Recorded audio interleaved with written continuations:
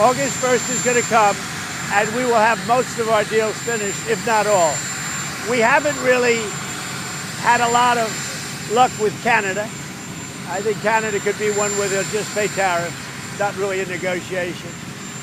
We're working very diligently with Europe, the EU, which covers a lot of territory, a lot of countries, and that's the big one right now. We have the confines of a deal with China. Trump demands steel. Carney slams the DOOR refers to the dramatic escalation in North American trade tensions in mid-2025, centered around U.S. President Donald Trump's decision to double tariffs on steel and Canada's sharp political and economic response under Prime Minister Mark Carney. We will have a discussion on the current state of negotiations with the United States. I will say that, as you are aware, our senior ministers, my chief of staff, myself, were engaged in continuous discussions. Minister LeBlanc will be reinforcing those discussions over the next few days in Washington with the United States. We are looking for the best deal for Canada. We are only going to accept the best deal for Canada. That is very much informed. What we collectively can most control is building a stronger economy, moving from reliance to resilience and division to unity. That will require two things. First, support for affected industries, lumber, steel, aluminum, automobiles. Particularly. I would also like to commend in the series of free trade agreements that have been signed between the provinces and Premier Ford. I know there's been a flurry of additional activity. Premier Smith, everyone, Premier Houston, others leading this. This network, this web of free trade agreements is significant for our country. It's what Canadians want, what our citizens want.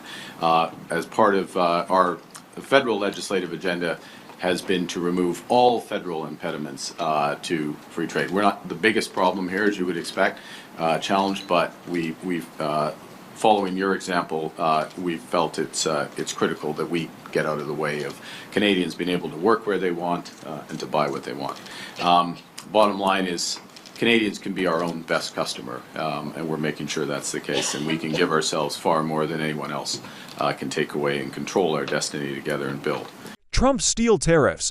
On June 4, 2025, President Trump raised tariffs on steel and aluminum imports from 25% to 50%, arguing this was necessary to protect American industry and national security. These tariffs applied globally and largely targeted traditional suppliers like Canada, citing subsidized metals threatening U.S. producers.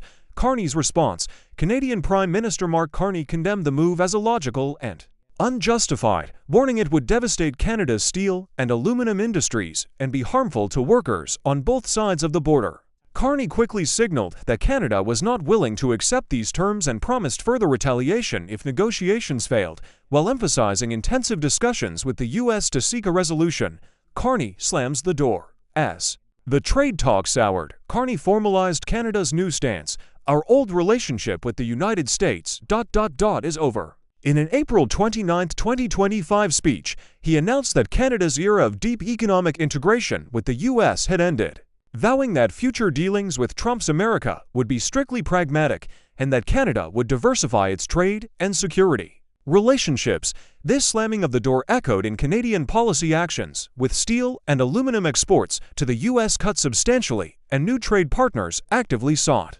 Economic fallout. The tariffs and Canada's countermeasures triggered significant disruptions in the U.S. manufacturing sector, especially in regions dependent on Canadian steel like Detroit's auto industry. Supply chains were rocked by higher costs and shortages, and analysts projected more job losses and shrinking economic activity for steel-dependent U.S. firms. In Canada, industry groups and politicians debated the pace and scale of retaliation, but there was consensus that the days of open trade with a protectionist U.S. administration were over. Global impact. U.S. steel producers, at least in the short term, benefited from less competition. With an uptick in domestic production and mill capacity utilization, international markets and U.S. steel-using industries, however, faced greater uncertainty, weaker demand, and shrinking margins.